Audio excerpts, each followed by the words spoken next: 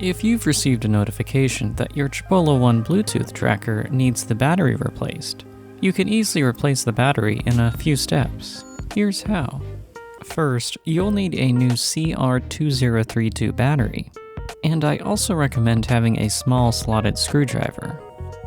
On the side of the Chipolo ONE, you'll notice this small gap on the side of the device.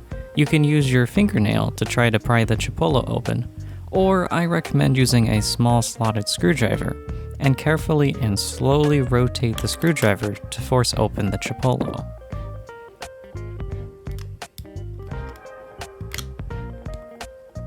Once open, remove the old battery.